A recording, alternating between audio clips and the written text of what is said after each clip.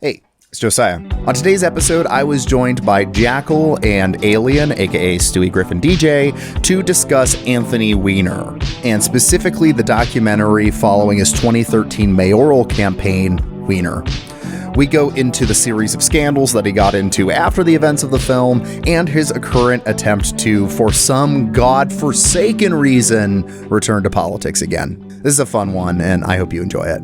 But before we get into the episode, I do need to say that you can support this show on Patreon. For a mere $3, you get access to a whole catalog of exclusive Fruitless episodes, as well as the occasional deleted scene from a main feed episode and access to the Fruitless Discord.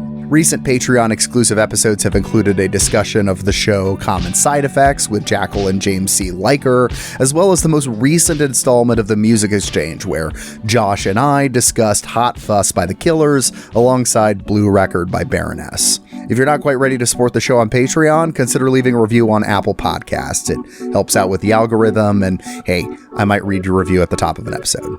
All right, with all that out of the way, let's get on with the episode. You are listening to Fruitless, a podcast hosted by me, Josiah Sutton.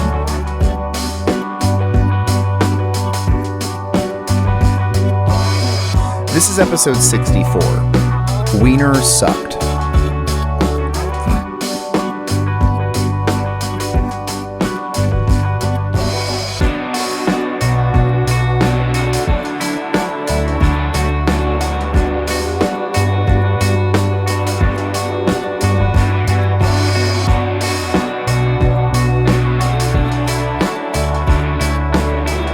So, Jackal, the New York City election, for mayor is going on, right? And you can vote on that. You're a New Yorker.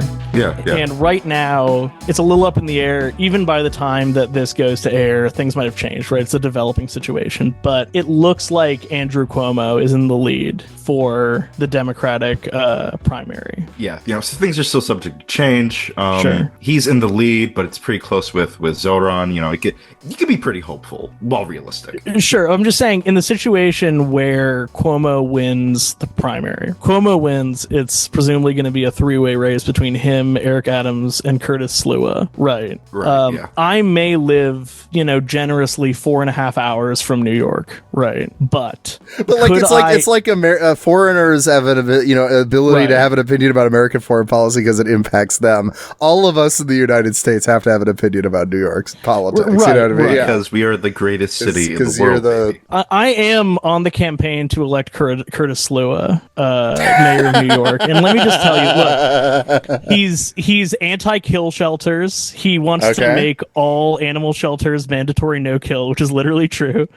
He's open to UBI. He's anti-gentrification. He's not one of these like YIMBY abundance guys. He holds some progressive values. Right now, you might say, didn't he found what could broadly be described as a right-wing paramilitary organization in New York City?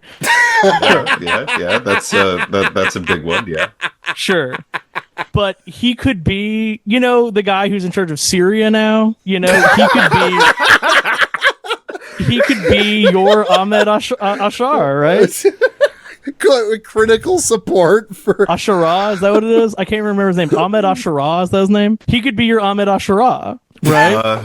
Here's the thing. Guardian Angels, you could do entryism and make them communist. Use Trotsky tactics. Yeah. Right? Think about that. Because here's the other two guys are crazy and a pervert, and Curtis Slua is, he's a little crazy. A little? But there aren't... I haven't Googled if there are. I'm realizing as I'm saying this, I don't know enough about Curtis Slua to say if he is a pervert or not. But he might be insane, but is he as insane as Eric Adams? He's... Is it Asharah? I think it's silence. Asharah. I think the L is silent in that dialect. That's not Al-Shara. I think it's Asharah. Josiah, cut this. What I'm trying to get at, Anthony, is what drives you. Okay, and in that case, ask me that question. Ask me that question. Lawrence, ask me that question then. Anthony, I mean it from a psychiatric level. Dude, I don't care about I don't really need your psychiatric questions. I don't care about your phony Do an political interview answers. here. Do an interview. You are being driven by some kind of demons in some strange directions. And Lawrence, do you want to ask me a question, or do you have me on a harangue with a split screen? This can't be good TV for anybody. All right, you know what, Anthony? We got about 20 seconds left. So here's what I just realized this. I am kicking off. I just didn't think through this at all. Kick off first episode of Pride Month on Fruitless. We are talking about the most neurotically heterosexual guy in the world. We are talking about destructive, evil levels of heterosexuality. We are talking about Anthony Weiner. We are talking about the 2016 documentary about Anthony Weiner's 2013 mayoral campaign. It is also like kind of a movie I've loved for years and have wanted to talk about on a podcast for years. And I decided now was the time. I feel like it's time to have another moment with Anthony Weiner because boy is out of jail. And he was in prison. He wasn't in jail. He was in prison. Excuse me. He was in prison. And, he was in prison at a mental hospital. To be clear, what was he in prison for? Exactly? Well, after the events of this film, he didn't really stop, which is part of what's interesting about his story is that the plot of this million sex scandals, but no, he sent images of his dick to an underage girl. Well, I think now we need, because enough time has passed. The earlier events happened when I was like a kid. Yes, yeah. I think enough time has passed that we need a timeline, because I was realizing that I didn't fully understand it until I read a couple articles about it. Yeah. Okay. So I mean, the gist, if I recall right, is timeline of Anthony Weiner as a whole, or the sexual misconduct stuff. I mean, either. We could do a whole Weiner thing if you wanted to. The whole life story. I mean, the version that's in the movie, I think, is pretty effective at just quickly giving you the gist, which is that he was in politics well before this, but he became a really big public figure around like 2010. He was a understudy of Chuck Schumer. Yeah, that's right. Yeah. And then in 2010 there was like he had an epic moment, and this was in an era where epic moments were less common. You know what I mean? Where he yelled, and everyone was like, "God damn, this guy can yell." I thought he was so cool. Well, no, I mean, as a child lib, I thought he was so cool. Genuinely. To be fair, like it's not like there's not a lot of people doing this even now, but like I feel like there's more attempts at like trying to have a viral moment among like Democrats now. But at this time, like a lot of people perceive Democrats as kind of just pushovers or whatever. And Anthony Weiner yelled at some Republicans in Congress, right? That's the gist. That's why he went viral. And he would go on Fox News. Yeah, he was like a big arguer guy. Yeah, he's an arguer guy, and he's always been this way. Not just going on Fox News. He would argue with other Republican, like when him and a Republican are getting interviewed, he's attacking the Republican next to him, like his fellow congressperson. He's really mean. This is not his mentor Chuck Schumer's way of well you see, don't worry, I'll tweet bad play Bad Blood. Siri, play Bad Blood. Siri, play Bad Blood. For those who missed that was in reference to Elon and Trump fighting, and that was Chuck Schumer's catty attempt at adding to that discourse. Oh my God. So despite that being his political mentor, it's terrible. The documentary, shows that Weiner legitimately holds a lot of like venom in his like opposition towards the Republicans, which endeared him toward like that anti-Bush era burgeoning, like liberal net roots, what would become, like the modern progressive movement as we have it. Like that is where this is kind of beginning. This is where you have progressive talk radio. This is where you have like the whole Bush era libs, which would then go on to lay the foundation for the progressive, like progressive Democrats towards Justice Democrats towards Chapo, the dirtbag, like all of that sort of begins bubbling here. He was kind of a darling of that era. And if he was more in control of his faculties and was not what he is, which is a freak, if he wasn't like this.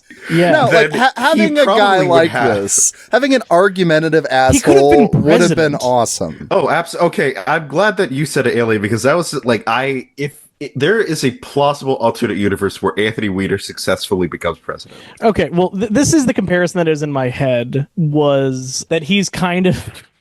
Look, he's like the Len Bias of like Democratic Party politics, and that he's like the ultimate what if, right? But like Len Bias, if you're creating a scenario in which Len Bias doesn't die, you're also creating a situation in which Len Bias doesn't do cocaine.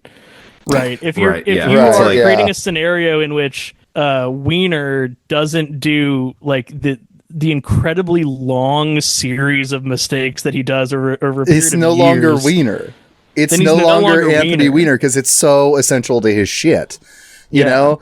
It's so central to who he is. And this is a thing, like this movie, when I first saw it, would have been probably in like 2017. It like planted a little seed in my head that has just continued to flower over the years, that I think one of the central neuroses behind the Democratic Party is a humiliation fetish and sadism, like just pure masochism. And I think Weiner is that. But what I was catching as I was rewatching this is it's not just that, because that was mostly just me being mad at Democrats and just being like, you just are addicted to like losing and loving to just get stepped on. But it's not just that. It's that combined with unbridled and frankly inexplicable ambition. Like that's the combination, is having both the desire to be like just absolutely stepped on, but also like I should be the king of the world and I deserve this. And if you combine that is the Democrat neurosis in my head. Can you imagine the level of ego you must have as a person to decide that after we'll get into exactly what the scandal was, but after what happened, which caused him to resign from Congress, who he was voted in very comfortable margins consistently. His seat was a safe lock. His career trajectory was, this guy's going to be in Congress for a little while. Then he's going to go to the Senate. Like this is a burgeoning political career cut short. And this is a guy very publicly, like one of the first examples of like a very public social media politician boondoggle. This is maybe a little afield from what you're discussing, but can you imagine trying to explain to the people in this documentary that what they are seeing unfold will be the first domino to fall in like ending Western hegemony?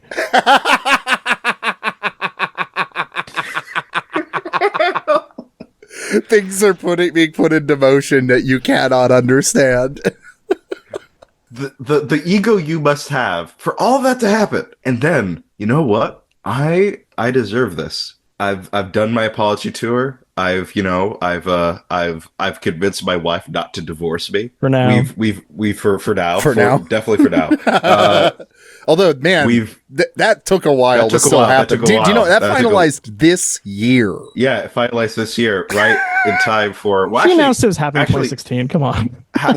Fun. Do you guys know Huma Abedin, who is Anthony Weiner's his ex-wife was his wife during this entire period and during the period of the documentary. She's now marrying into the Soros family. Seriously? She married the heir of the Soroses, actually, the most powerful Soros son. I did not know that. Soros. That's fucking amazing. Good for her. It's agonizing, man. It's horrible. It makes me feel so bad. This whole documentary made me feel so bad. I don't know what it is. I think it's in my temperament, but I hate to see people embarrassed even if they deserve it. There's something in me that just finds that torturous. I think I might have a different. I might be more cruel than you because I watched this in like 15-minute chunks. Over this 2 is days. one of the funniest movies to me I've ever watched. But it's a very dark kind of funny. Oh, it is. It is a dark joke. This whole thing. The joke is us. The joke is on us. The joke is the world we have to live in now. Oh man, that's the punchline. Yeah, the ego you must have for all of this to happen, and then to decide, you know what? I think I should become mayor of a city of 8 million people. Yeah, and we really emphasizing this timeline. That we're talking about here. He resigns in 2011, so he resigns for the sexual stuff in 2011. And then in 2013, he runs for mayor. Hitting on a blackjack dealer throughout 2012. Right. And then as would come out, yes, that he knew that he was still engaging in this activity up till a year prior. Again, put this into your own current moment timeline. This is like somebody in 2023, remember that? Not that long ago, having a scandal, cheating again and knowing that, but not telling anyone yet in 2024. And then this year running for president or running for mayor. I think if it was the initial scandal, which for the record was that he kind of boomered out and posted a link to a picture of his penis on his primary. And it wasn't even full penis. The initial it was one. covered by underwear. It was underwear. That was a big part of the documentary, right? That's referenced as that, or the media circus around very vulgar, it. But before we just had the bulge, and now we have the full penis. Yeah. Was emphasized. It's a 3-act structure if you think about it. Yeah, unfortunately, yeah. I think that if Chuck Schumer posted a picture of his penis today, it would be like a 16-hour news cycle. Yeah, I really don't even know if that long. It might just be like, haha, and then it'd be like a thing that Theo Vaughn talked about. Well, that's no, okay. So then, another reason I'm doing this episode too is because to continue with the timeline after this collapses his mayoral campaign, which is what the events of this movie happen. He repeated to do the same thing a couple more times. One of them, he did worse, even worse. Because one of them includes a minor, and what else? I mean, it was he had two separate controversies in 2016. The earlier of which was that he was sexting another woman while allegedly his child was in bed with him while he was sending these messages. Oh my god! That's what prompts Huma Abedin to publicly announce that she is separating from him, and then later in that year is the legal stuff, right? Of that it comes out that he has been knowingly messaging a 15-year-old girl in a very explicit way. And it's actually worse if you go into the details of it than even the gloss of it. It's like it's a little gross. Yeah, that is something I was upset about. The details are very fucked up. Interview that he kind of, I think that there's kind of a glossing over of just how bad this was. It's worse than it sounds, which is saying a lot.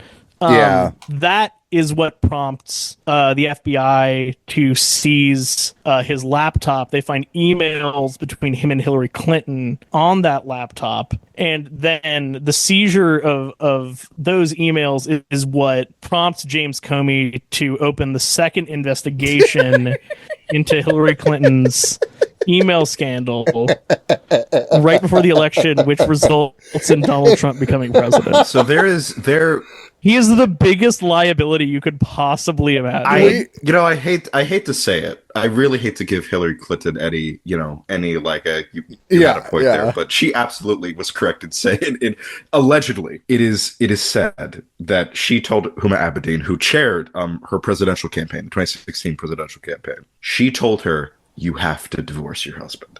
In 2013. In 2013, during the movie. In 2013. Yeah, during the film we're going to talk about. During the movie.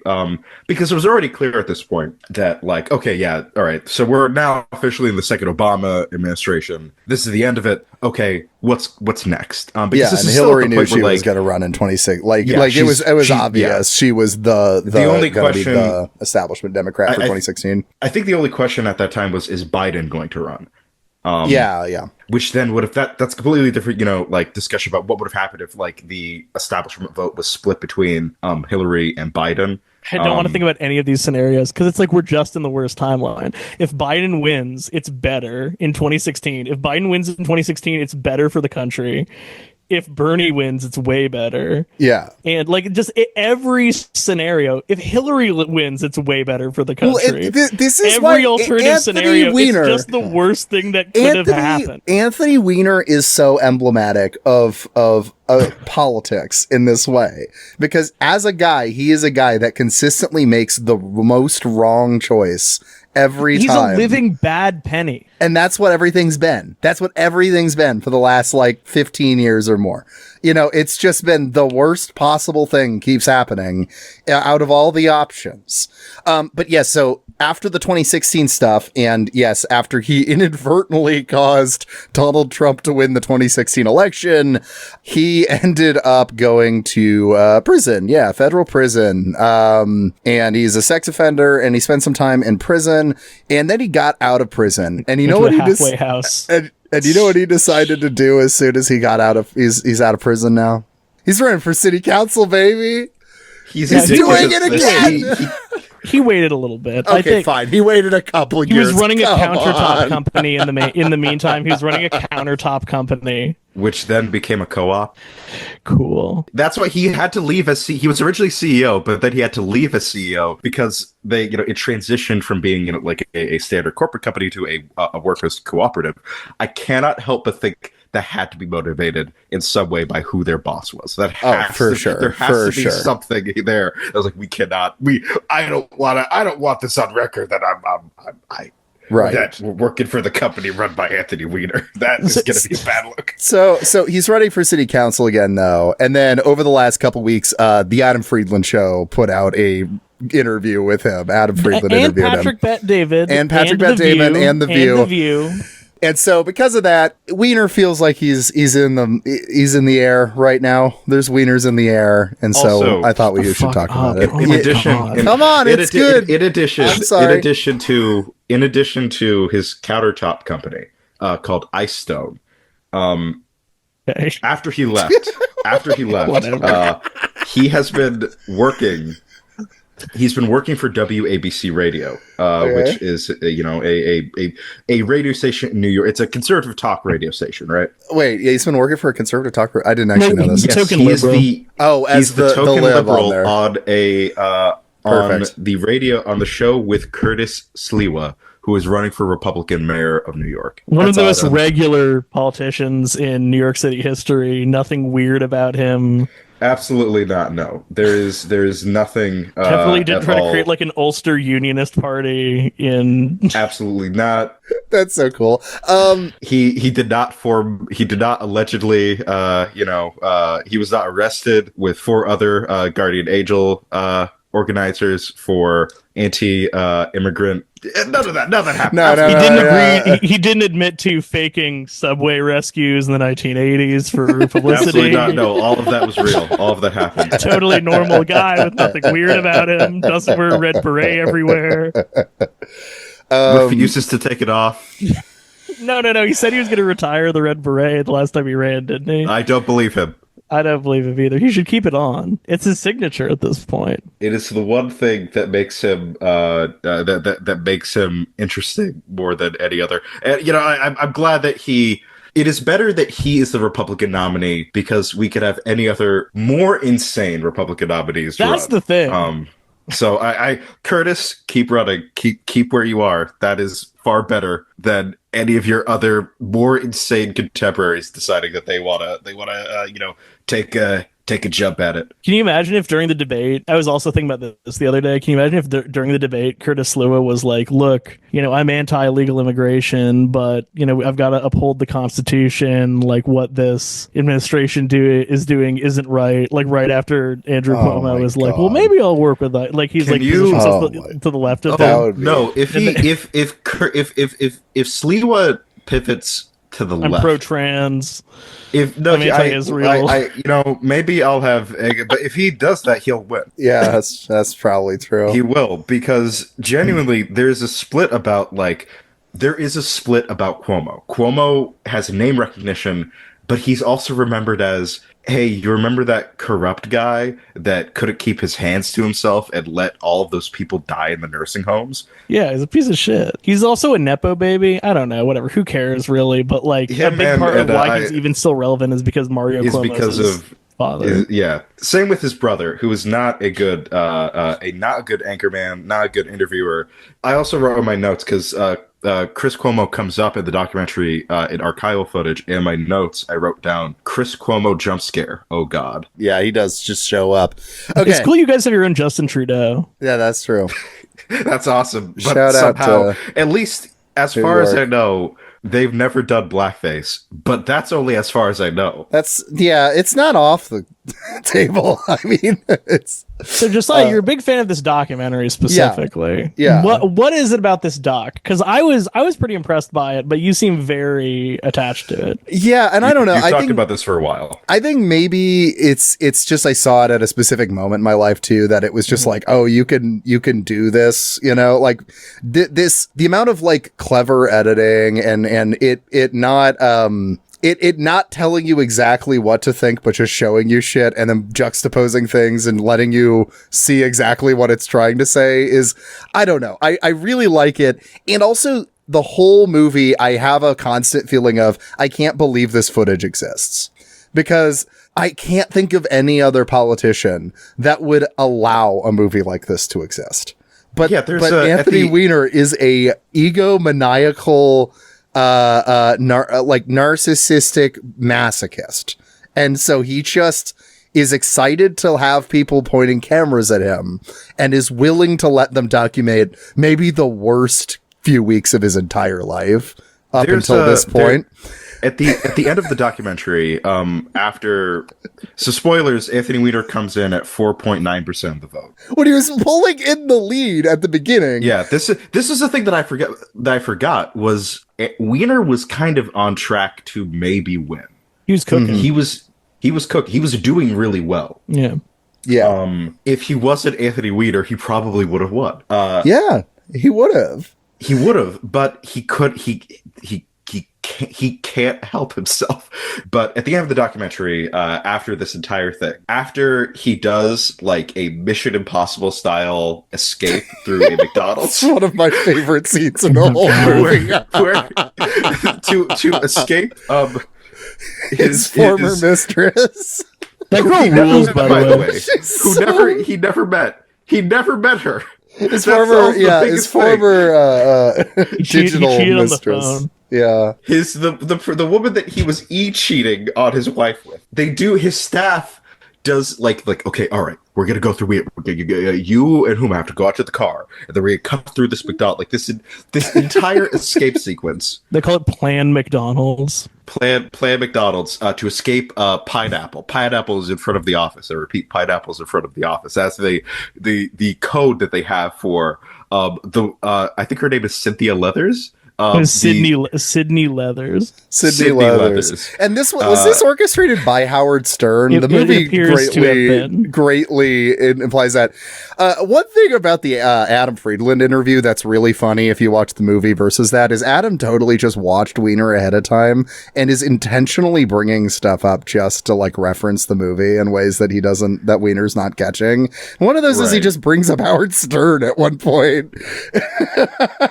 Yeah, which is that so he's forgotten how much of a pivotal role Howard Stern probably played into one of the most publicly humiliating events of his life. So he could give Weiner's giving his concession speech because Bill de Blasio just won. Mm-hmm. He Another does normal guy who didn't change his name to make it sound Italian at all. That's so cool. Not at all. After this entire sequence where he has done this Mission Impossible escape through the McDonald's to give his concession speech, and then going back to his house, this guy's watching the news again as they're replaying this over.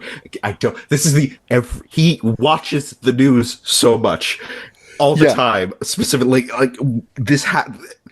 But while this is happening, he's watching the news as this continual humiliation of him being the loser of this race. The camera crew, I assume the director, asks him, "Why are you letting me film this?" It's one of the best.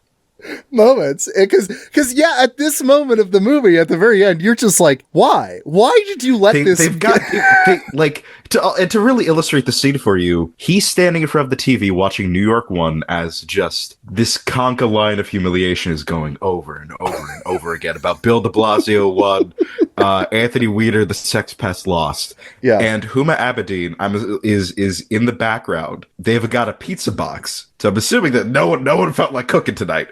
Yeah. So they bought some pizza, and she's eating the just doing her best not to look into the camera, just eating, trying to isolate herself in the corner, eating a slice of pizza. I assume she's eating it with a fork and knife. Which is bizarre because earlier we saw her eat a pizza how you're actually supposed to eat a pizza. Bizarre. Yeah, I don't know. But her head is down, eating the pizza, not looking, and just it's just zooming in on his face. And Weiner, I didn't even hear what Weiner was talking about. The only thing that stuck in my head was just the guy sounded so genuine. Why are you letting me film this?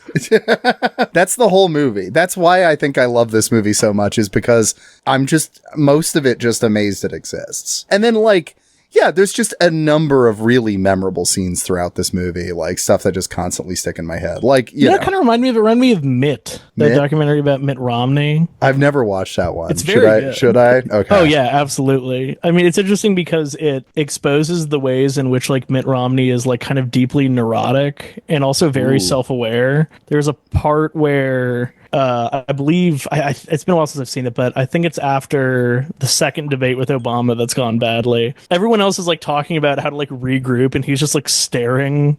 And then you realize that he's realizing he's gonna lose. And he says, I my two issues are I'm a flip-flopper and I'm a Mormon. I'm the flip-flopping Mormon.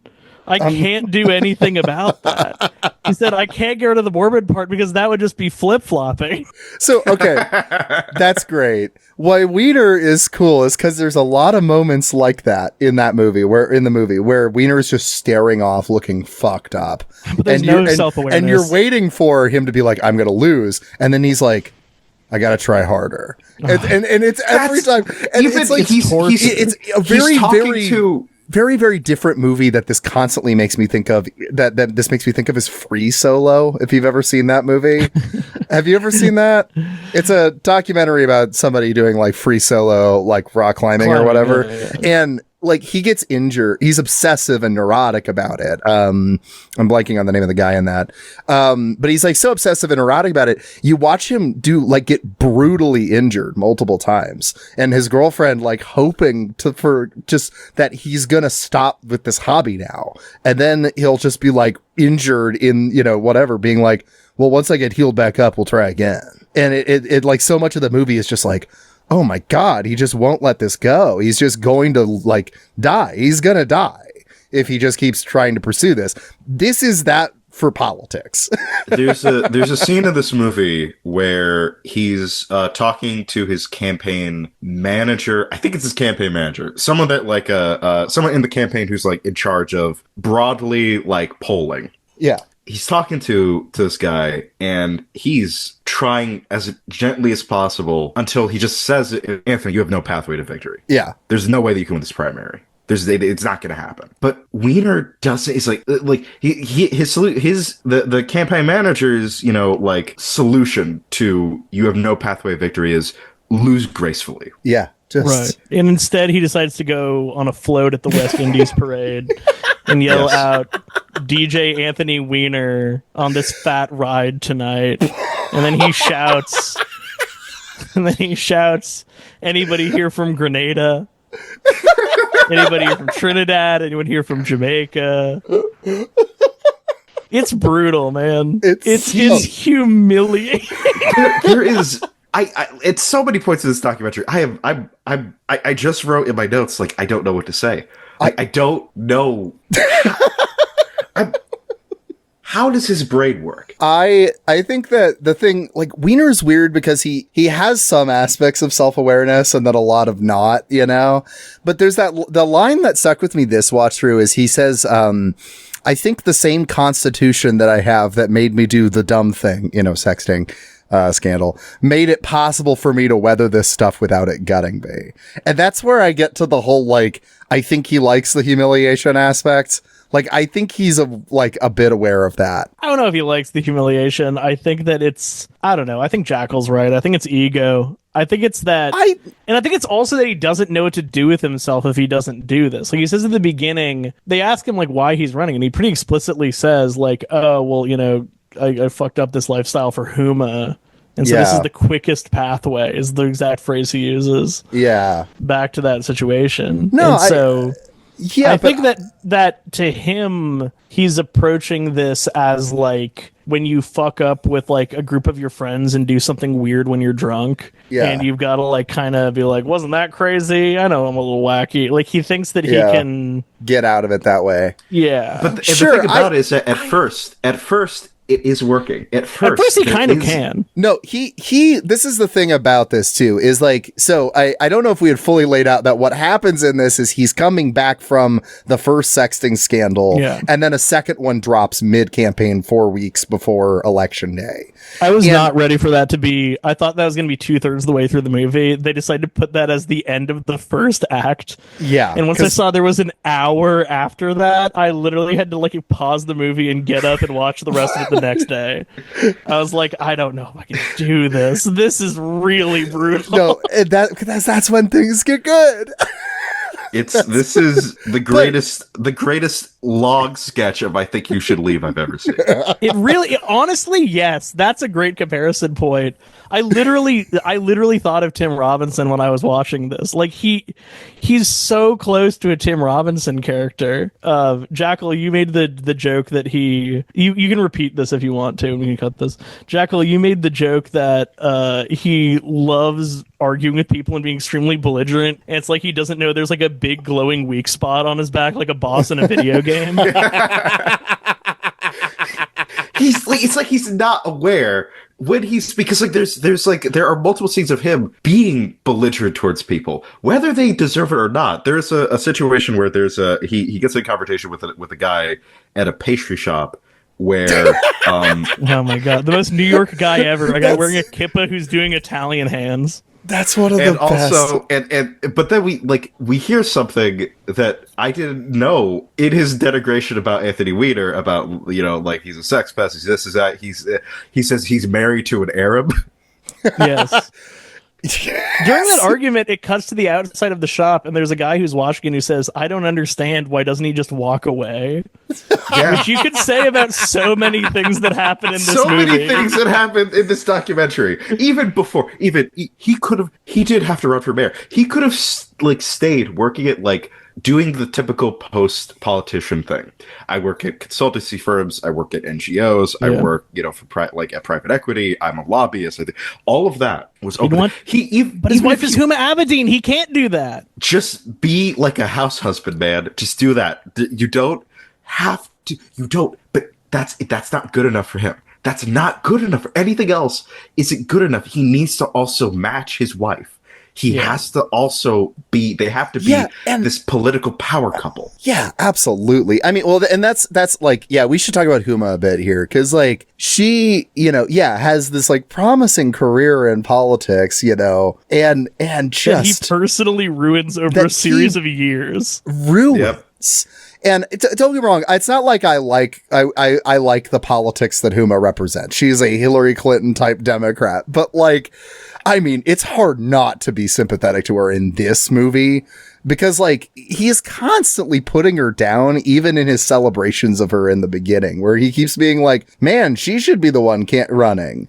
And, it's you could just see the look at her eyes yeah, I should be running. Why is it you? To be clear on how her career started, she started as an intern for Hillary Clinton when she was the first lady. Yeah. They take care of their own. The Clintons take care of their own. Mm-hmm. They do. She was an assistant editor for Journal of Muslim Minority Affairs. She's been a personal aide to Clinton. She was her traveling chief of staff and kind of her go-to person during her unsuccessful campaign for the 2008 presidential nomination. She was also a trusted advisor to Clinton in regards to the Middle East. She worked, for she worked for her in the State Department. She worked for the Clinton Foundation. She is a Clinton through and through. Yeah. It was inevitable that she was going to be that if Hillary won 2016, Huma Abedin was going to be in the cabinet. And then she married an anchor. This living weight that she is constantly tugging her down. I mean, the thing that's kind of interesting is that Hillary Clinton, it's been kind of memory hold, but she got a little racist during that primary. Oh yeah. And like ended up running like kind of, maybe this is overstating it, but like kind of like a liberal white identity campaign by the end of it. Oh yeah, no, she did. Yeah, it was. They also brought like do we really want to vote for a man named Hussein? Yeah. Yeah. Well, it's interesting because during Weiner's initial campaign for New York City Council, he did something similar, which is that his campaign accused. It was right after the Crown Heights riots, right? Right. And people tied to his campaign accused his opponent of being part of the quote Jackson Dinkins agenda.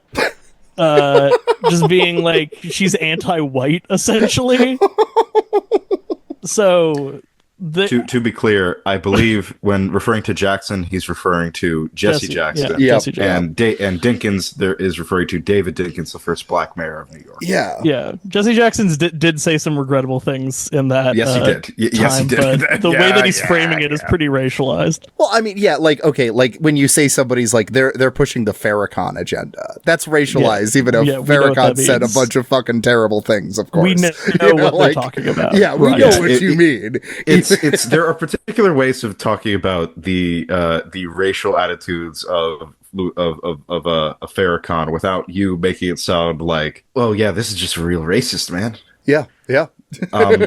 All this to say is that her career was ascendant, but he just kneecapped it. He just took a sledgehammer and broke the foundations of this. I don't know if I think Huma Abedin is just going to it seems that she's content to be that she's going to be an heiress to the Soros fortune. She's fine. But it is hard to not just feel so bad for her every time her face. There's a zoom in on her face cringing at whatever Anthony Weiner has decided to do. One of the main things that stuck out to me was the Lawrence O'Donnell interview. Okay, thank you. Because I was gonna thank you because this is one of my favorite scenes in the movie brutal. too. One of my favorite scenes in the whole movie is after the Lawrence O'Donnell interview, where he is rewatching himself on it and grinning so self-satisfied while Huma is next to him looking mortified. He's just had a combative, angry interview where he epically owned a guy for bringing up that he cheated on his wife. Yeah. And he's like, Huma, look at this. Look how I owned this guy. And she's like, I'm leaving the room. It's like, where she asked, do you think this makes you look good? And he's like, he thinks he just clawed some of his dignity back. No, he's screwed. No, he he's screwed even at this point. There's some of my favorite quotes come from Lawrence O'Donnell, where I wrote both of them down because I think that they're broadly emblematic of my broad sentiment when it comes to Anthony Weiner. What is wrong with you? Mm-hmm. Anthony, I think there's something really wrong with you. All the entire interview is Lawrence O'Donnell really just trying to ask him, why do you keep doing this? Why do you keep doing this? And then Weiner just owns him.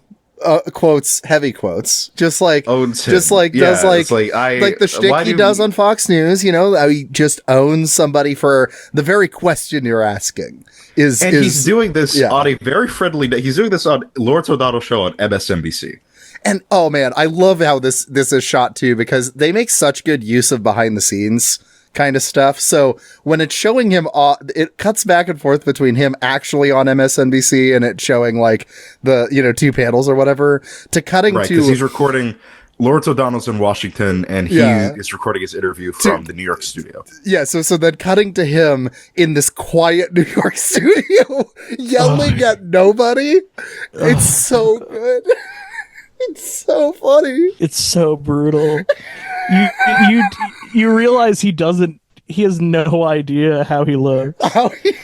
There's that part he of that leaves staffer. the studio. He leaves the studio so happy. He leaves like, yeah, I did. Back to that dude. It's like, what are you? I don't think you understand that you are Brutus, and you're both Caesar and Brutus at the same time. You stabbed yourself again in the back. What are you doing? You are your own Brutus, friend. One of the the stuff with the staffers is so funny because it's established early on that a lot of them are just there to get close to Huma. Yes. Right. Oh man. A lot of them seem, not all of them, some of them are older, but a lot of them are pretty young. A lot of them and not are even like, just the staffers, by the way. Also, like voters in interviews frequently are like, mostly just interested in Weiner because of his proximity to Huma. But yeah, there's a part where a staffer says, well, the polls shifted 10 points against you last week. Who's to say it couldn't shift 10 points in your favor this week? This is peak. This is peak Democrat brain. Peak. It's so this bad. idea that somehow, no, things will swing back in our favor. We just have to like not do anything. It'll should just stop caring about it. Versus, look, the moment that Mr. President, a second sex scandal has hit the Weiner campaign. The moment that Weiner it's downhill, man. You know, actually, I wrote this down. I think that once a new scandal dropped, there was no pathway to victory for him in the race at all. Or even broadly, like his political career. No. He was already a vulnerable candidate because of the initial scandal. This was a ballsy maneuver in the first place to decide to run for the biggest city in the country.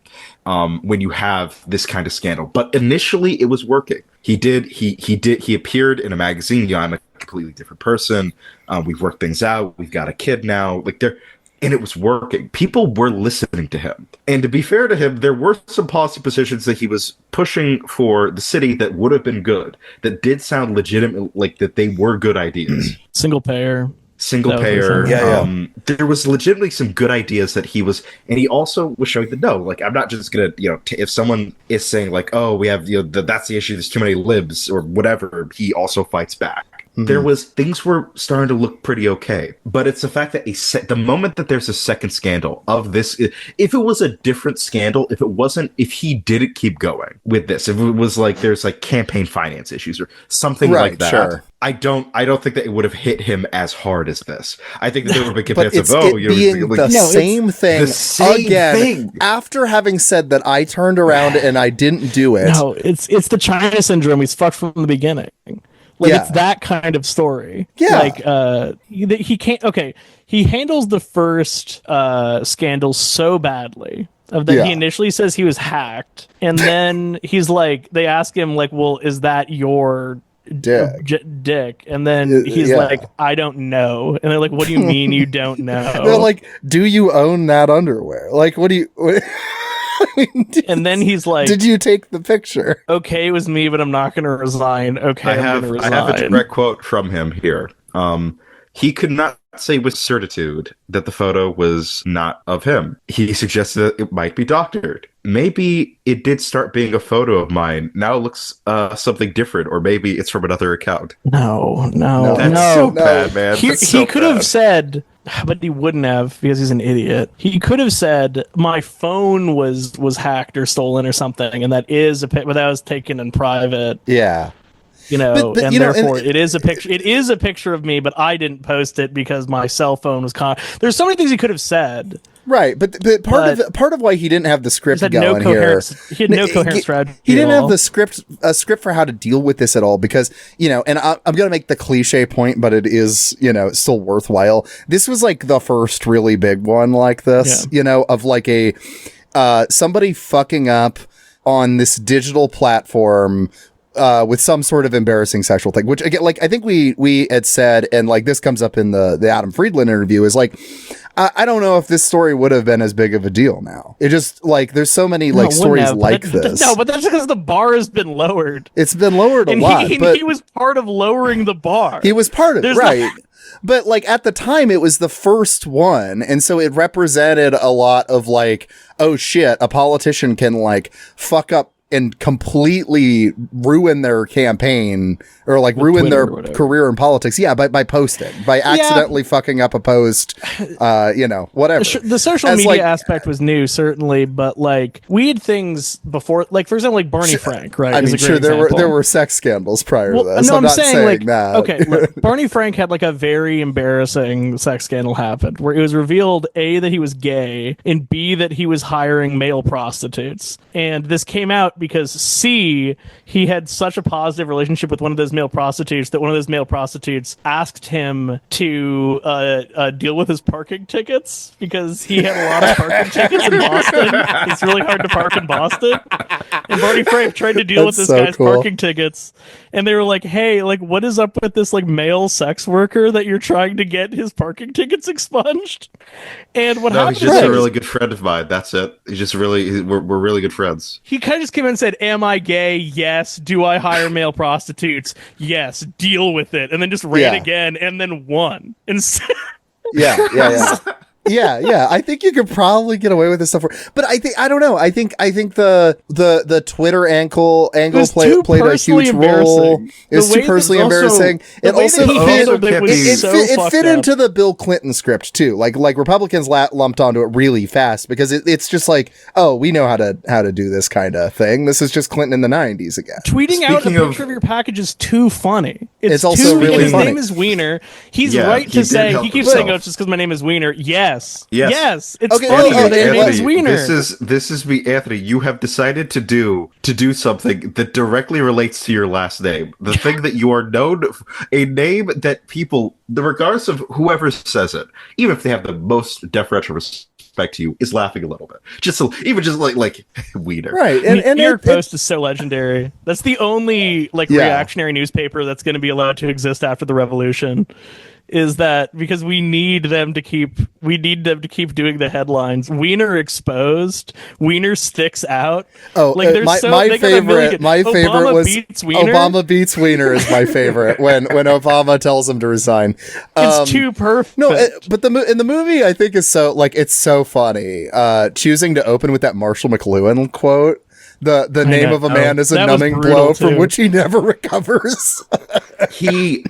And I wonder if this is a part of him was that because of the last name, he's always had like this feeling that I need to work above it. People are going to laugh at me. People are going to make jokes about me. People are going to give me, and if that's the case, he completely walked into the worst kind of scandal you could have with someone with that last name. It's like if Pete Buttigieg's last name was fixing bread prices in Canada for McKinsey. Well, I mean, this is in the Adam Friedland interview. He drops. I mean, okay, Weiner is a really funny guy. We'll get back to that, but he does have some good lines. He comes off as a fucking dick in that interview. I know, but he's so funny in it. And one of the lines is like, when he's just like, it was a big deal because my name is Weiner and I posted a picture of my dick. And Adam's like, well, what about like Matt Gaetz fucked a kid and that wasn't a huge news cycle? He's like, it would have been a big news cycle if his name was Matt Kidfucker. No, I look. I get that he's getting like laughs off of like. I'm sorry, I might be getting a little too serious for the tone of this. I know that he's getting laughs off of like, oh, what a ribald guy. Like he's working so blue for a politician. I can't believe he just said that. Dude, I don't think. I mean, he's blue throughout that whole thing. I don't give a shit about that. That's not. I just think that's a funny line. I don't. Okay? We all have just enumerated all of the negative arguments around Anthony Weiner, like arguments that for why you wouldn't vote for him. Yeah. What's the positive argument for voting for him? Fuck it. Like there's no positive. Since the early 2010s was the only time there was an argument. His only argument is that he's more Zionist than he is running against a guy named Harvey Epstein, which is crazy. Man, like what a lineup.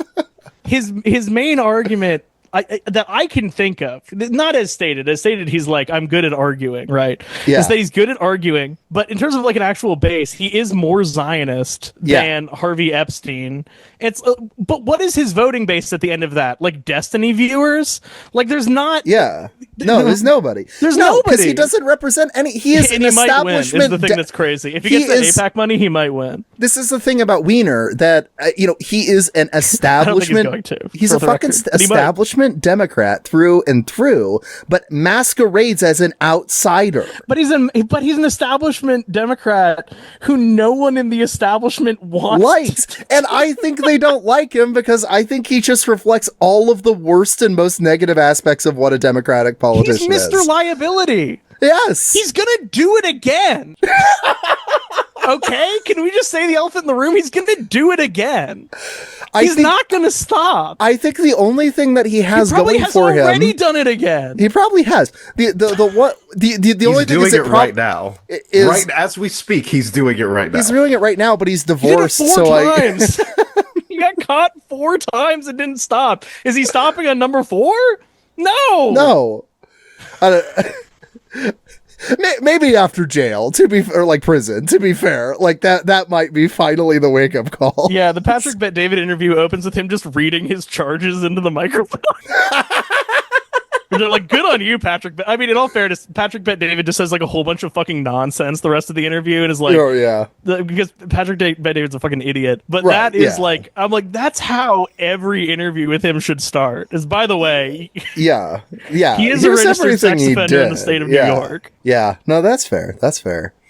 Also, to be clear, in that in that city council seat, there are at least like 4 other people other than Harvey Epstein running. Yes. I think the one of the front runners is Sarah Bachu. I'm not super familiar with her, but she kind of seems to be somewhat favored, I think. And like even in the interview, like Weiner says, like I'm a Zionist in a pretty lefty district. Yeah. No, yeah. Why even say that? Why even bring up your Zionist views? Because I think he's just very proudly that. That's one of the things he like. Okay, he does fly the Israel flag during the Gay Pride parade. In the does. Film. After rocking the Columbia flag for a seemingly long amount of time. That's one of those just like visual jokes that's so funny. Is it just going, juxtaposing the 3 different flags that he waves at different marches, and it's Pride flag, Columbia flag, Israel flag. I don't know why it made me laugh so hard. The cut to Bill de Blasio and he just has an Israel flag is really funny. Being like, by the way, the other guy. I don't know. I think there's no reason anybody's interested in like Weiner anymore, aside from just the fact he doesn't go away. But I mean, I think like what he had going for him for a long time was just he is a genuinely charismatic guy. I do think he is. Sure. And that's it. I mean, like, I think one of the most insightful scenes in the movie is where was that town hall thing at, Jackal? You had said City Island. City Island. It's a neighborhood. It's an island like off the coast of the Bronx, but it's a neighborhood of the Bronx. Okay. He was doing really, really badly in the Bronx. Terribly. And that, I think, captures why he was able to stick around so long, though. The fact that there is no reason he should have been able to turn that room around on his side. And then he does. Yeah. He does have this mutant ability to get be people likable. to side with him. He has the Bill Clinton gene, in every way. He just peaked too early with the other Clinton stuff. Yeah, I was getting like, do you think it's because he just did this too early versus Bill Clinton was able to like keep being a sex freak on the down low up until he met Jeffrey Epstein? I think he was born too late. That's what I think Anthony Weiner's problem is that like if he had just been doing this shit in like 1996 or something. Yeah, no one would give a shit. Yeah. Yeah, that's probably true. Because, I mean, like, I think, he just got into it too late, and then the scandal happened too early in his career. Yeah, because, I mean, if you think about it, it was like, 2010 was the big viral yelling on Congress thing. Yeah. 2011 is when he's resigning. So, like, it's like his big moment. He's hot for like 9 months. Yeah, exactly. He had a really good 9 months where, people like liberals really liked him, and then he fucked up really bad, and then the entirety of his life since then has been trying to chase those 9 months again. It's brutal. It's so brutal when you lay it out. Do you want to hear one of his 25 ideas for running for city council? Let's do it. In fact, do you want to hear all of them? Lists. He brings up numbered. He loves numbered lists. Why he has this addiction to the numbered list thing? Okay, sure. Let's go through the list. Let's go through it kind of quick, but let's go through it. I want to hear these. So, well, first off, he wants to hire 3,000 more cops. Yeah. Okay. Come on, man. What are you doing? You are. This is a 2010 politician in 2025. Wait, you know what I mean? This is his current platform. Yes. Okay. Yes. This is his 25. His city council run. I'm on his campaign website right now, which is just anthonyweiner.com, which I know that he had to fight very hard to get that domain. I know that wasn't easy to get back. This is the point number 1. Add more cops. Okay. On foot and on the bikes. All right. 2. Give pot shop enforcement to the NYPD. Okay. That's either good or bad. 3. Roll out small business adjudication vans. This is a very specific New York thing. This is about having to do with like small businesses like getting tickets and surprise inspections. All right. He said that the city should visit shopping strips with mobile officers that let shopkeepers, bar owners, and restaurant owners argue fines, settle tickets, and file papers. Which part of this is Anthony. Part of health inspection, like these inspectors doing this, it's a surprise. Yeah, it's so that so that you're not eating poison when you go to the restaurant. Point 4 is actually not bad. Point 4 is actually pretty good. I was hoping for something here. Increase not cut healthcare. Make NYC a single payer laboratory. This is one of the things he's good at. Although betrays consistently, because famously he was a big single payer guy in 2009, and then he ended up supporting the ACA. This is not the platform of a guy who's trying to come back from what he's come back from. These are all. This sounds like fucking every Democrat. He needs to run either as like a raving, insane reactionary or as like a Vladimir Lenin. Yeah, I think the only that's the only way that he gets a base. That's the only way that he either he has to be so far right that it seems like he's trying to resurrect Strom Thurmond from the grave, right. Or he has to come across as he's this, as I said, like he is the reincarnation of Vladimir Lenin. Those are the only two pathways. Doing this is not number one of the 25 should be like, we're going to execute all the landlords in New York City. It's got to be something like that. You know what I mean? I think it's on Israel. I really do. I think that potentially the American Israel lobby could pour a ton of money into this campaign. Yeah, but do they want to be known for the guy? Do they this is because this was an issue that I was about to be like, would a Zionist support a sex offender? And then I thought about it for 5 seconds. I'm like, okay, well, even so, no, but he's Anthony Weiner. He's not a sex offender. He's Anthony Weiner. Anthony Weiner is the sex offender. He is the politician sex offender of the 21st century. Wow. 5, pay master teachers more for taking tough assignments. Okay. Makes owners of sidewalk scaffolds pay. Get the mentally ill off the streets and into care. That could be that could be either really good or really bad. The asylums. We're reopening the asylums. We closed them down a really long time ago. Was it nice? Oh, and I know what he means by that is more like folks experiencing homelessness and whatever, but it really does just sound like trying to round up ADHD people or something. They're like, get out of the streets. He's mentally ill people. He's doing an RFK Jr. Mm-hmm. He's certainly presenting it in a somewhat different way. I will agree with that. Put shoplifters and fare evaders to work cleaning our neighborhoods. No, shut the fuck. This is so stupid. This is all that one is especially stuff for people who watch YouTube shorts of good judges. Yeah. That one is really internet brained. It is very internet cop brain specifically. 9, protect the undocumented, but deport convicted violent felons and repeat offenders. That's art, whatever. That's okay, whatever. That is just typical permit Democrat immigration policy. Yeah. Permit judges to consider safety in bail decisions. Okay. Which is a right-wing position compared to what currently exists. Anyway, go on. Yes. And delivery app scooter and e-bike chaos, which is an issue, but I don't think I want Anthony Weiner talking about it. The chaos. It's not chaos. It's just annoying, man. Okay. Expand microhousing. That one's for the Yimbies. It's for the Yimbies. Yeah. Ban casinos from Manhattan. Okay. Okay. Let needy families apply for all safety net benefits in one app. Okay, Ban casinos from Manhattan is like it's like they all do it on apps now. They don't even, whatever. Right. Yeah. This is where I'm also coming out as I am pro banning gambling. I think we've gone too far. I think we need to add some shame back to gambling. Anyway, It's just like a very old school approach to it of that, like, what are you going to ban pinball machines too? Like, what is... They could just go to Atlantic City. Like, that is, like, the issue is there's broader issues here. They could go on their phone. They could buy cryptocurrency and then gamble with a St. Kitts and Nevis VPN.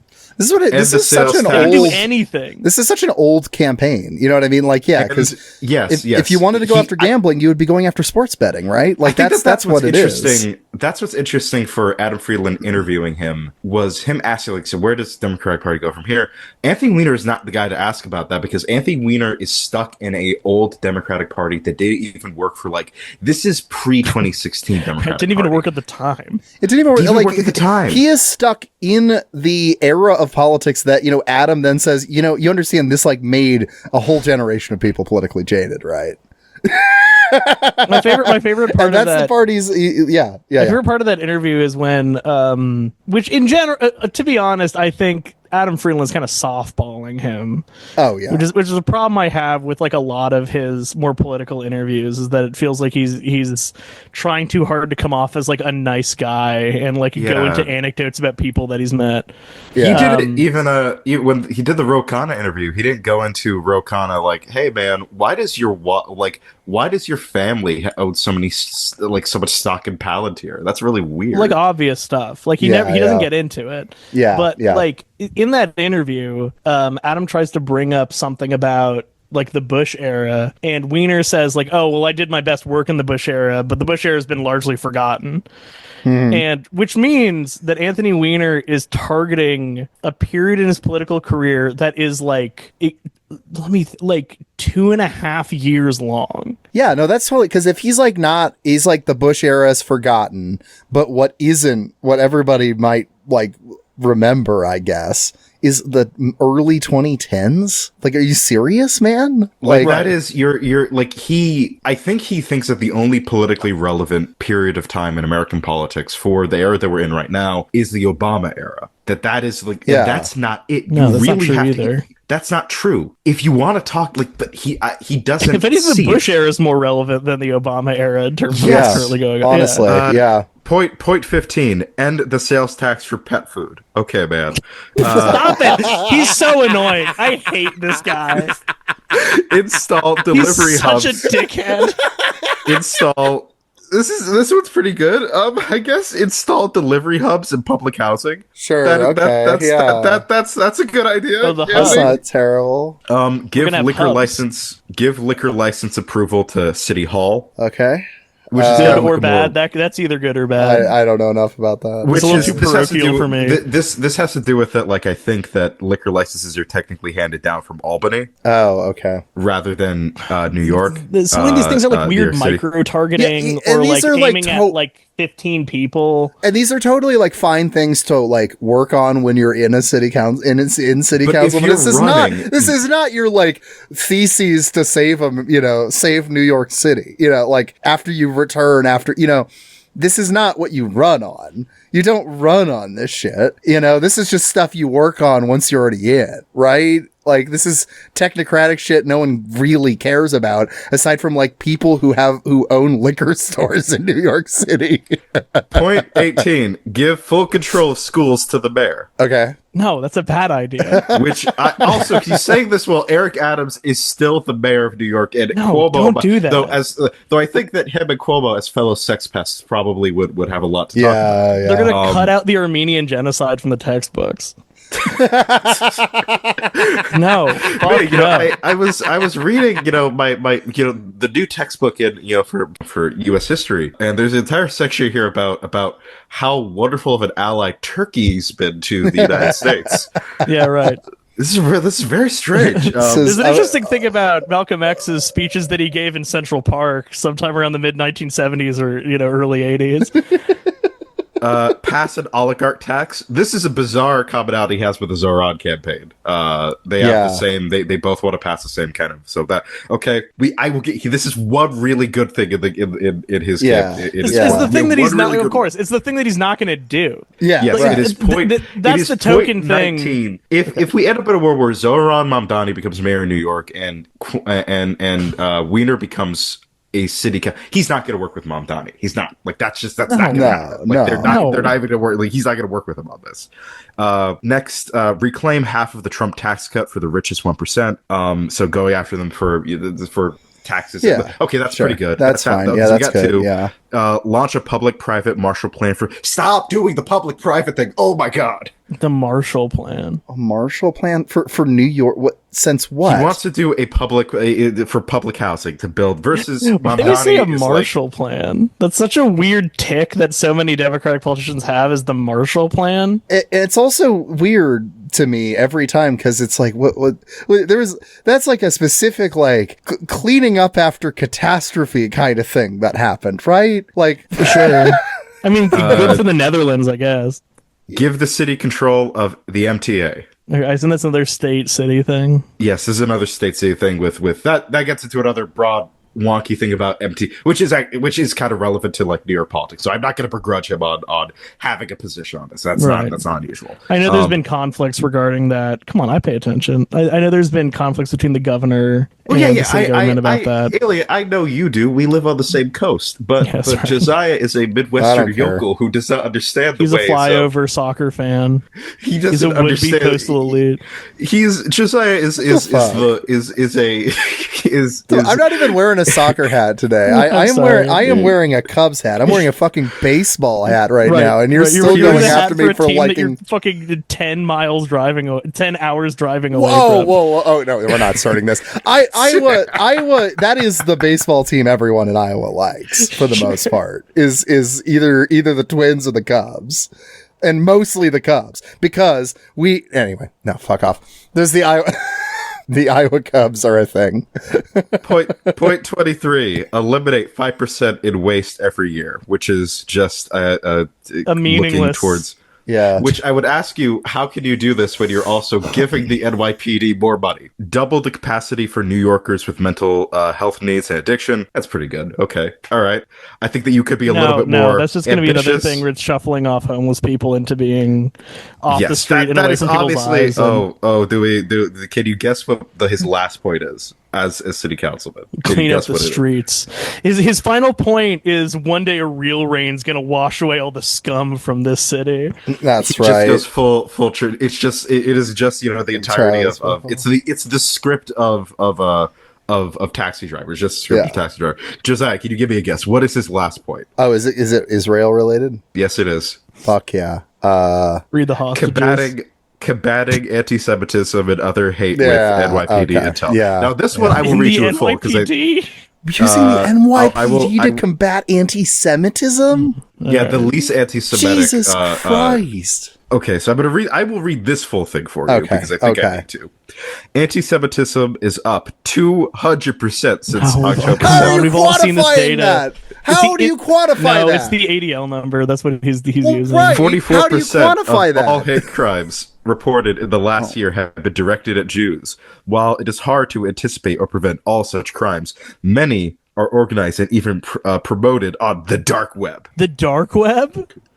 Social media platforms and are part of supposedly peaceful public protests. The NYPD should share real-time intelligence with all New Yorkers about chatter and concerning these threats and those to Asian and Muslims. I guess you just tack that one at the end there. The Asians and Muslims. Also the Asians.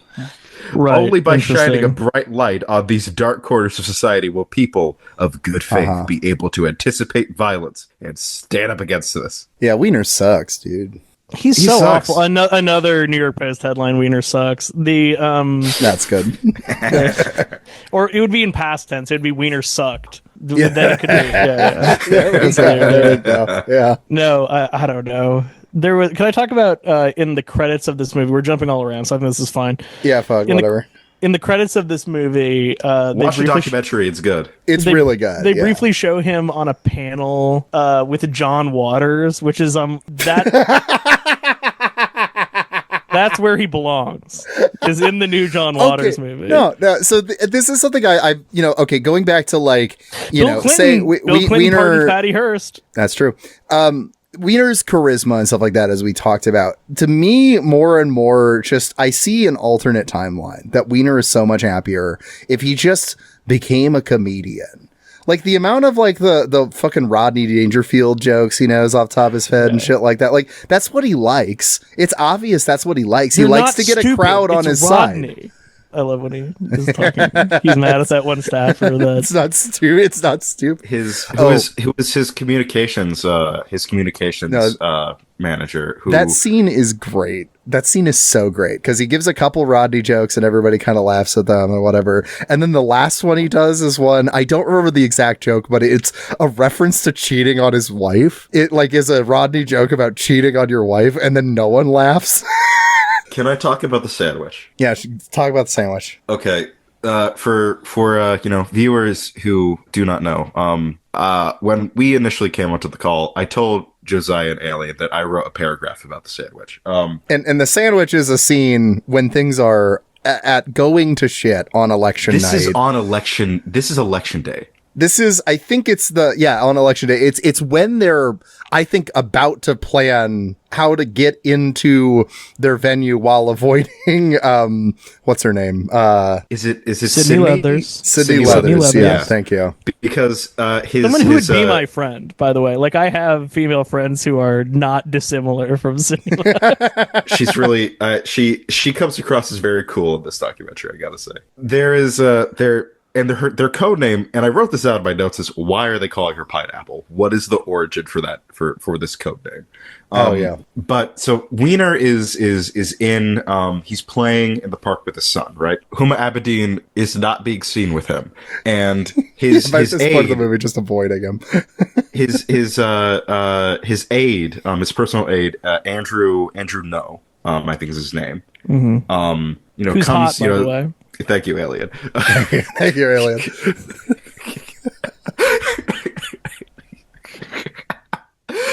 He comes to him. It's like, boss, we got to talk.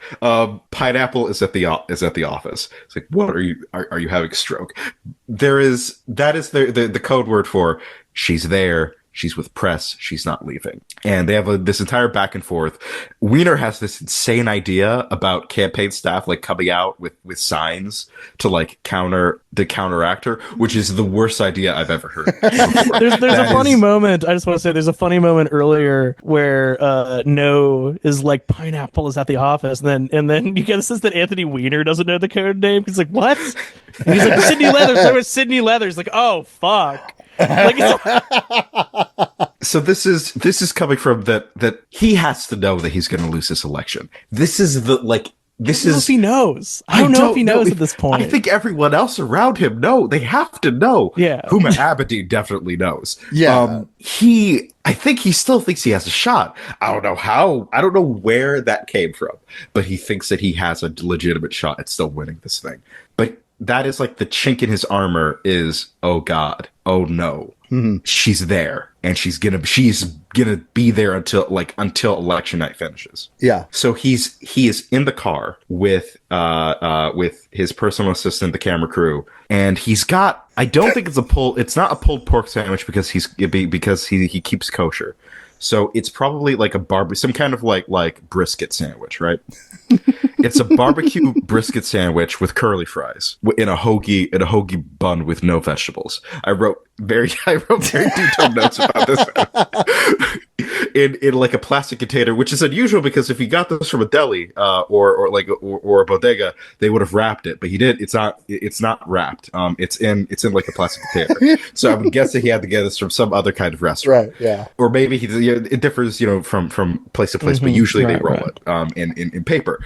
And the way that he's eating this, it should be the dictionary definition for stress eating. He demolishes that sandwich. He demolishes that sandwich. There is I made a note about the sound of when he bit into the sandwich is like the most rushed, wettest squelch I've heard of like human teeth meeting bread and meat. Like he's downing this thing. It's absolutely Miliband-esque for our British listeners. He's downing this thing. You know when you're anxious, when you're filled with anxiety and nervous about something, and you're trying to find something to like to take your mind off of it. Yeah. That is what he's doing with this sandwich, with the fact that I think that this might be, but while he's also talking, he's talking about how he still has a chance. It's grotesque, honestly. Yes, it's like he's trying to, I don't know who he thinks he's fooling by doing this, but he is trying to talk about how this isn't a big deal while also so clearly just racked by it, that he is vacuuming the sandwich. Right. He can't be tasting anything. He can't be tasting anything in this sandwich. I refuse to believe he's getting any flavor notes from this. He doesn't. This sandwich could have been inhaling astronaut ice cream or sawdust. He wasn't tasting anything. There was this was that he needed his brain needed to do something. You're skipping over the most disturbing element, which is that when he is finished with the sandwich, he lifts up the plastic container and tips the remaining curly fries into his mouth. We are getting a play-by-play from Jack. I'm sorry, I didn't mean to step on your foot. I don't know where the other half of the sandwich also was. He might have eaten that earlier, because I know for a fact that sandwich was not that size. That sandwich had to be a full hoagie. Had to be. Let the record show we could see the bisecting cut on the side of the sandwich. We can see the bisecting cut. It is there. So it's clear that this was a log sandwich that was cut in half. What happened to the other half, Anthony? What did you do with it? But he then starts going after the curly fries. And the curly fries, he's eating it faster than the sandwich. If you thought that he was inhaling, he's like smacking his lips and it's so disgusting. And then, as you put it, Alien, he does something insane. Instead of just like lifting the fries, he has a good amount of fries left in the container. He tilts his head back and then just like vacuums as if chugging a beer. As if chugging a beer, he chugs the curly fries. It might seem to those who haven't seen this documentary that we're overstating this, but let me say, this is exactly the amount of attention that this deserves. It is a crazy scene. The way he eats the sandwich it's nuts. That alone would have been a scandal if it wasn't election night.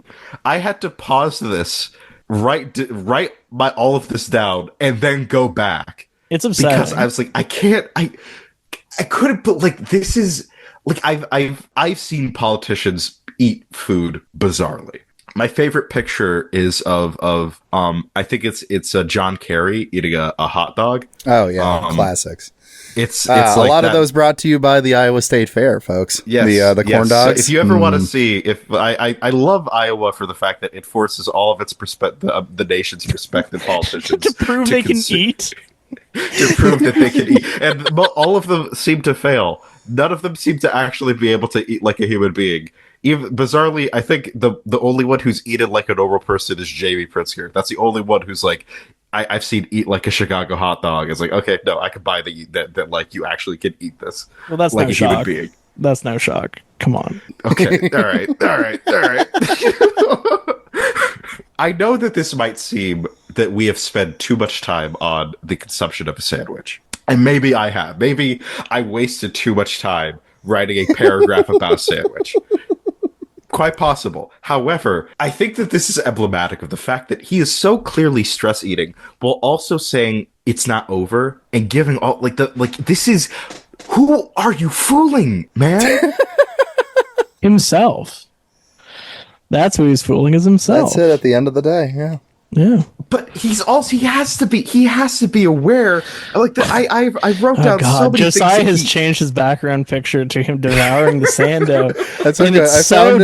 It's so remarkable. Upsetting. You can see his jaw unhinging like a snake, and he has this look in his eyes that you can see his cry lines where his eyes are welling. It's like he's about to weep, and it's amazing because as wide as the sandwich is and as the verticality on the sandwich, he still has a good 1-2 inches of clearance between his lower jaw and the sandwich. And it's amazing. He looks enraptured and also like horrified. He looks like he's seeing death, like he's on the verge of tears.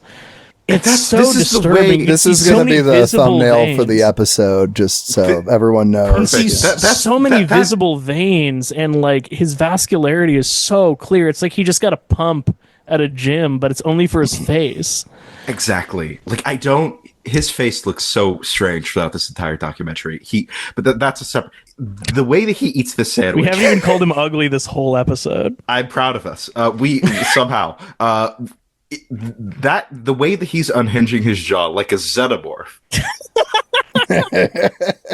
The way that he's unhinging his jaw is how he eats the whole sandwich. You might think, oh, he's trying to get a really big bite in for his first bite. No. This is how he eats the whole sandwich. He eats the sandwich. This is 5-6 bites in. This is 5-6 bites in. This isn't like a little. This is not a sandwich where they skimped on like the meat or the bread. This is like I went back and I looked at the sandwich. The sandwich was. It's a hearty sandwich. It's like a good 1,000-calorie sandwich.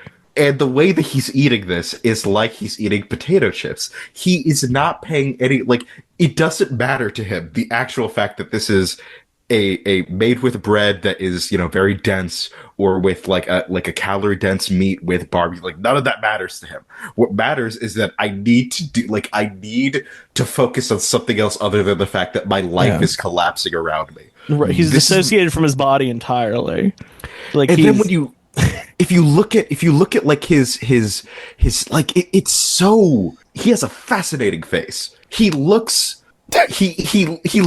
like when Orson Welles was talking about like how pathetic Woody Allen's like affect is.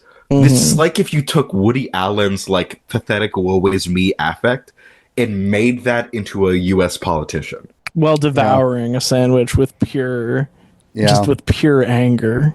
Like, I look at his eyes. Look at the way that he's squinting. It's such an emotionally complex performance, genuinely. Like, you could not get an actor. Yeah. He's evoking rage. He's evoking sadness, denial. It's like he is focused on the food, but also not tasting it. I would challenge, if there's never been an Anthony Weiner biopic, right?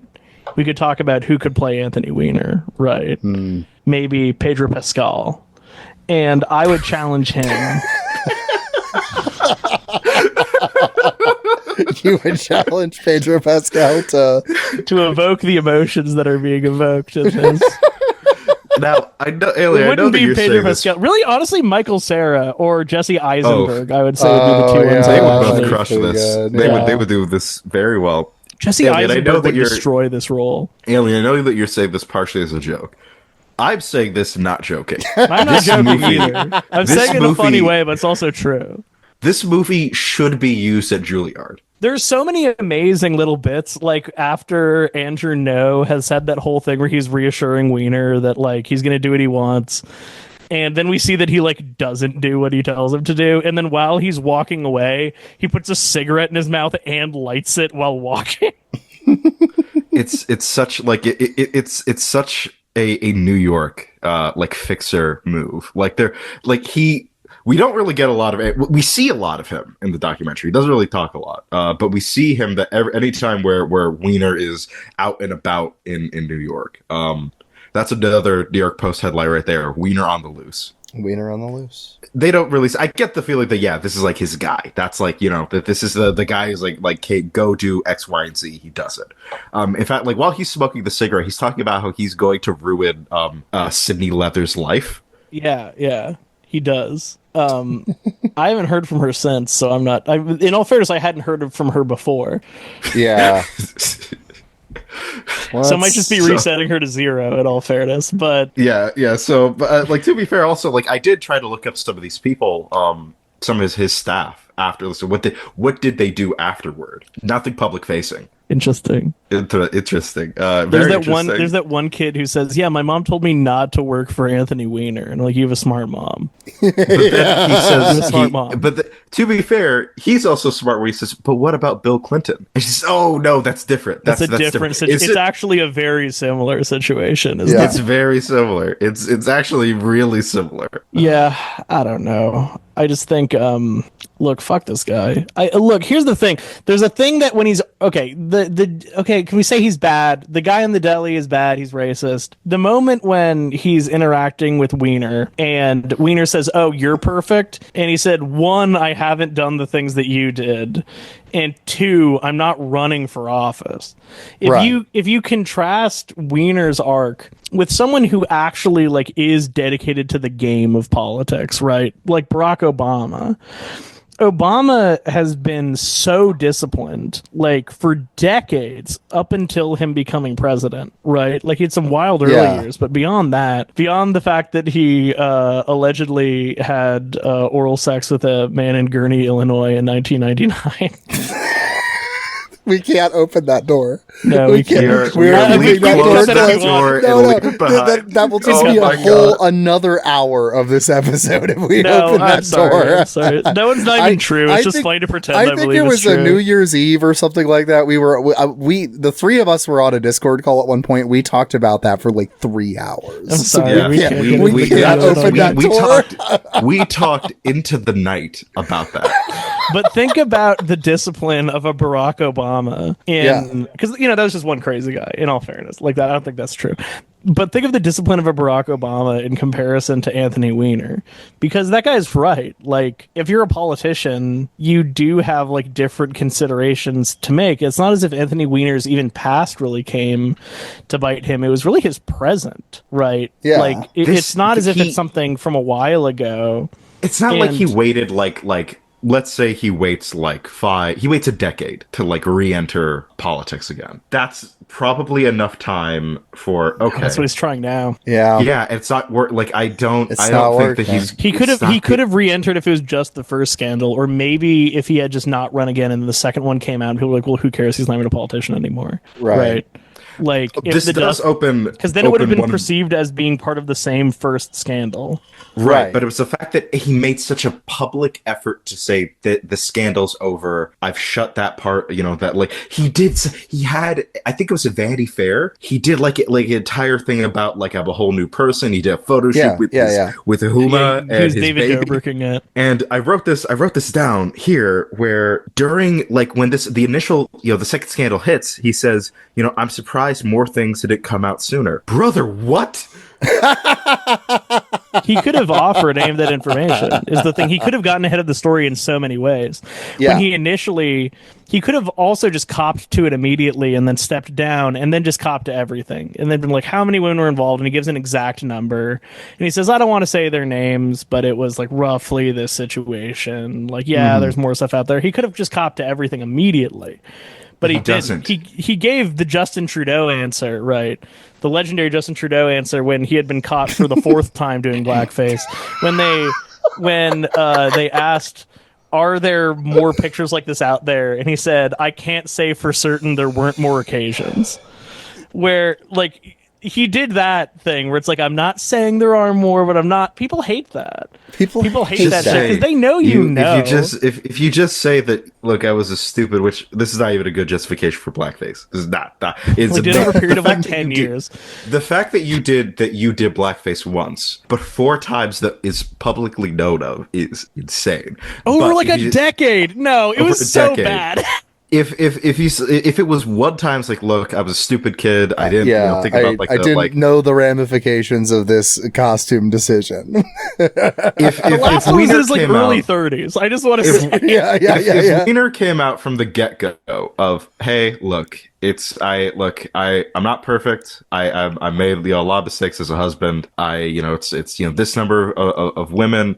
And never advance, to anything physical, but this is, inappropriate. And then he has to stop texting more women. Is the other thing. He has this is a key thing. I don't think Anthony Weiner is capable of this. He has to stop texting women. He has to like. So, I don't know how no one on his staff. If he just stopped, like that's. I don't know how any. There's no one on his staff that was like, okay, Anthony, give me your phone. You don't get your phone anymore. The one gay guy who was on his staff team who was just like, I asked you directly about this. You lied to me. I was really feeling for that dude because I was like, oh man. Yeah, because you could tell there was a conversation before going into this campaign being like, I will only do this for you if this is genuinely behind you.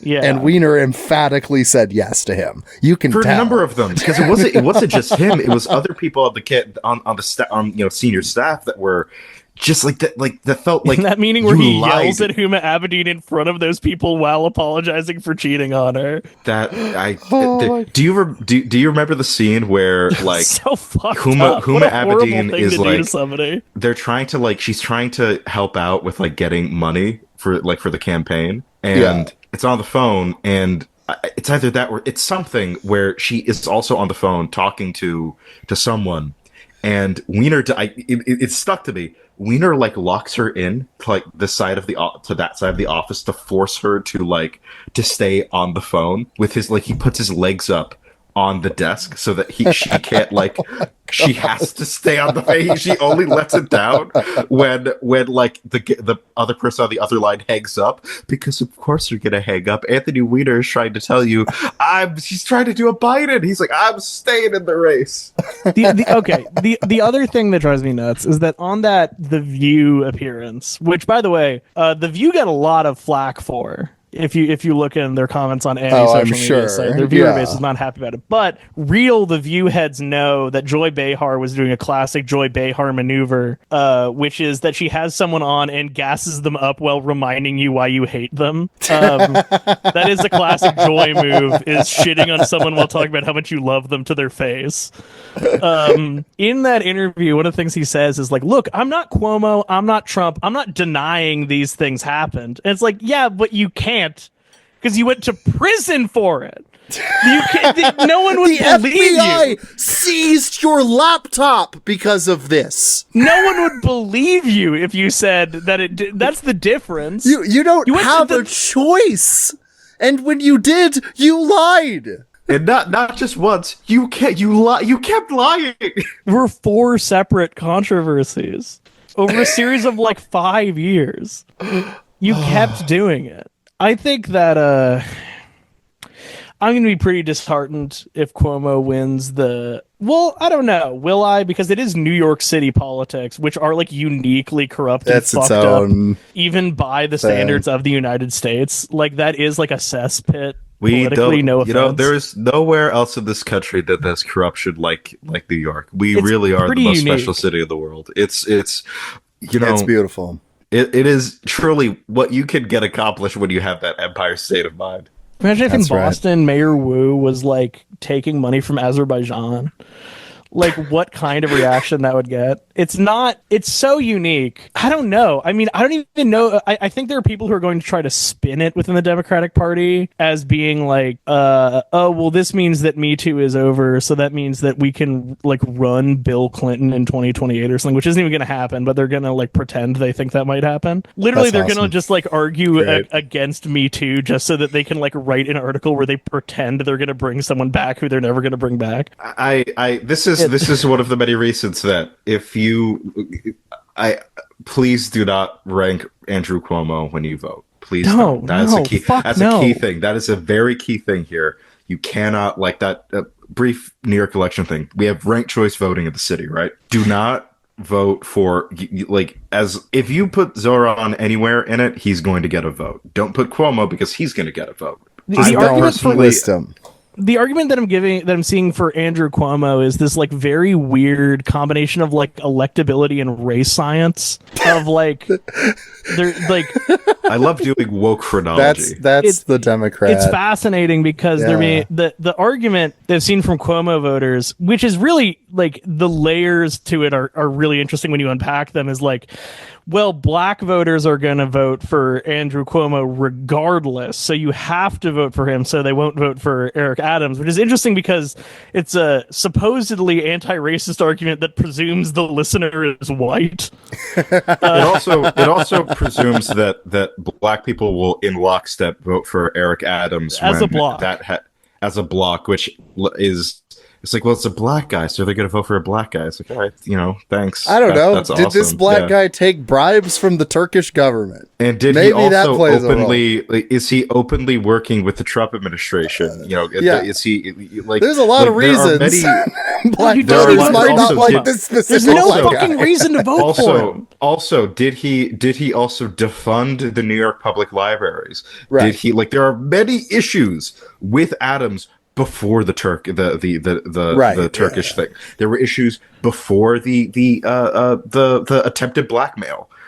I don't. All right, so broad. Eric Adams is not going to win. No, that's not happening. That's done. No, I don't even know why he's running. I think that there is Zoran has done amazing in this race for coming from obscurity towards being at worst the number 2 choice. That's fantastic. In the time that he's been in this race, this is I felt hope about not just politics in the city, but broadly progressive politics within the Democratic Party.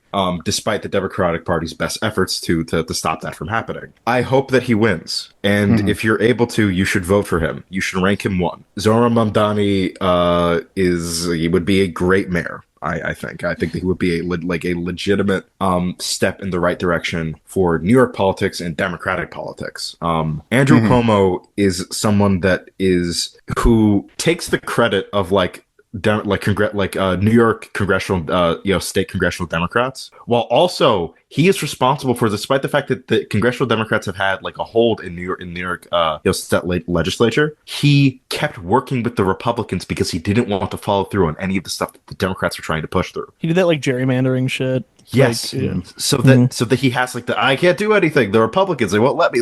He did that. He is a blatantly corrupt individual. Even outside of the fact that his excuse for why can't you stop sexually harassing women?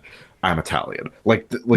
Look, in my mind, the greatest power, and this just shows how depraved our political system is, the greatest power that Mamdani has as a candidate is he's Bartleby the Scrivener. He just says, I would prefer not to.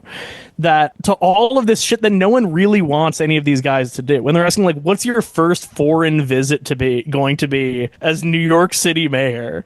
And all of them were Israel. And he said, I actually just want to be the mayor of New York City. I don't want to go to any foreign countries. And they're boo. They're what?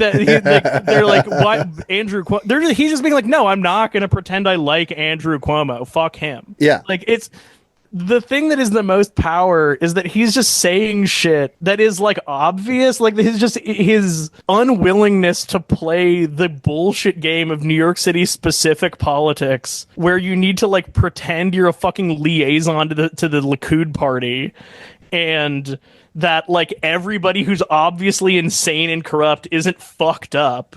He's no, I'm not doing that. And that, I think, frankly, that even more than his policies is where a lot of his support is coming from, is people just being oh, you don't have to do this. Because those strategies only really work if everyone is doing it. And it's well, I guess we're all this way. You have to pick the one you like the most. He's just being no, I'm not do that. It's the thing that got AOC elected in the first place. Was that. I think she was just out there campaigning with him on the Puerto Rican Day parade. They were on a float together. They were not. There was no Grenada flags. Anybody here from Grenada? Well, there's no DJ. There's no. There's no. Anybody from Jamaica? DJ Mamdani in the house on this fat ride today. This fat ride, dude. This has been an insightful episode, I think. How long did we talk about the sandwich? I mean, it was like a half hour. I don't know. Okay, right. Good. The sandwich deserves at least a half hour to talk to appropriately talk about. It's like one of those Wally Lamb books where the middle half is just a letter that somebody sent someone else. I really needed to talk about the sandwich. I appreciate that. Well, any final thoughts, folks? Don't vote for Cuomo. Don't vote for Adams. Don't vote for Weiner. Yeah. If Jim Walden decides to actually go through with and running it, rank. If it ends up being Cuomo v. Adams v. fucking Slua, in all honesty, vote Jim Walden first. Don't know anything about him. He's not one of those three guys. Vote Jim Walden first. Do not rank anyone else. There you go. Don't know anything about Harvey Epstein. Probably not as bad as Anthony Weiner. I don't know. We'll see what happens. There are several other candidates. Broadly, from looking at, Sarah Bachu. I'm not gonna read her because her thing is like longer and broadly her healthcare stuff is actually pretty good. And she's not Anthony Weiner. Fucking vote for her. I don't give a shit. Just don't vote for Anthony Weiner. She actually has like a very detailed immigration rights section and LGBTQ protections. Vote for her. If you are in that district, vote for her. Vote. I'm gonna say it. If you rank Mamdani first, vote for Zara. Don't you can list the except Ramos. Don't list Ramos. That insane woman. Don't vote for Will Stansel in Massachusetts in 2026. Don't do that either. Don't do that either. Please don't make Will Stansel an elected politician. He's gonna get more annoying. I saw an awesome Stansel supporter being like, actually, the term carpetbagger has racist overtones because it comes from the Reconstruction era. So when you call Will Stansel a carpetbagger, like, no, we're not doing this.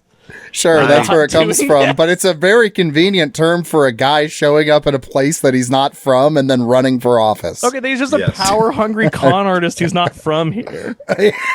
So, is this the fruitless endorsement? Zara Mamdani for New York Mayor. Of course, yeah. Right, and I just had to wait until AOC did it, to make sure before I... for Stansel, and don't, for the love of God, please, I don't want Anthony Weiner to be involved in public life anymore. No. For the sake of like his son, of his family, stop. No, for the sake of our sanity, we can't do this. There's no argument for him. And here's the argument against him. Watch Weiner 2016. It's a fantastic movie. It's very funny. It'll make the case. There are so many. Last bit that I wrote in my notes at the very end is this man is legitimately insane. I have never seen a politician who is so brazenly unaware of his own controversies, yet so deeply entwined to them that he can't escape them, will never escape them, and for the rest of his life will be known as the guy with the funny last name who ushered in the modern state of political controversies and the internet.